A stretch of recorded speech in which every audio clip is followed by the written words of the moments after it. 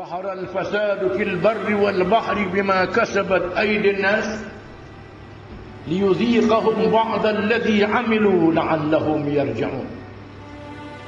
Tafsir Surah AR-RUM verse 41 describes the damage that occurs on land and sea. The damage discussed uses the word al-fasad, which means a form of violation of the system or law that Allah subhanahu wa ta'ala has set. The destruction can be in the form of natural pollution so that it is no longer suitable for habitation, or the destruction of nature so that it can no longer be used.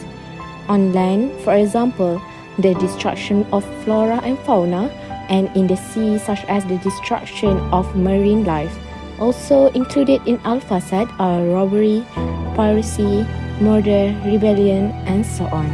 The destruction occurs because of human behavior, such as overexploitation of nature, war, and weapons testing. It is impossible for a believer to do this behavior with real faith because he knows that all his actions will be accounted for later in front of Allah. In this verse, Allah emphasized that not all the bad effects of destroying nature are felt by humans, but only part of it. Some of other bad effects have been overcome by Allah, including by providing a system in nature that can neutralize or restore natural damage. As caliphs, humans must follow and obey all the laws of Allah, including not doing damage to existing natural resources. They must also be responsible for the sustainability of life on this earth, as it was subdued by God to be a human habitation. To help the environment, there are many simple ways that we can practice in our life. First of all, reduce, reuse, and recycle. Follow the 3 R's to conserve natural resources and landfill space. Due to construction, many trees have been cut down that reduce oxygen level.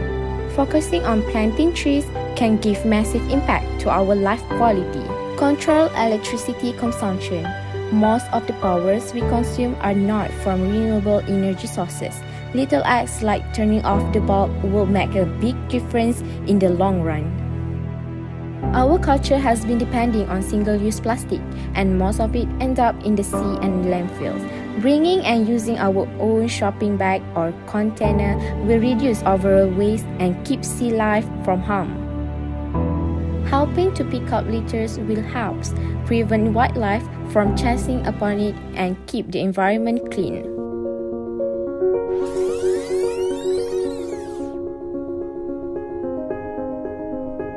Lastly, conserve water.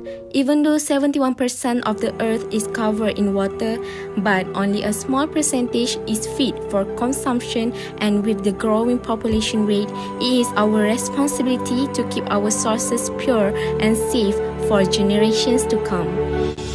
In Islam, environmental conservation is a religious duty as well as social obligation and not an optional matter.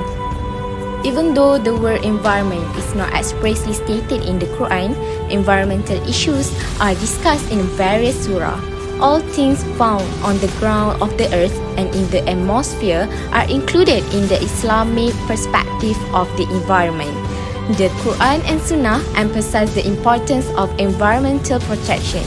Islam considers the people are liable for any damage done to the world. As a result, individuals should conserve natural resources and protect the environment. The only way to ensure survival is to maintain the natural resource balance.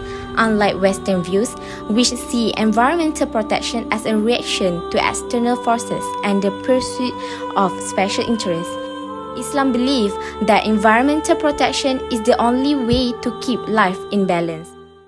It incorporates the theme of the environmental protection with Muslim philosophy.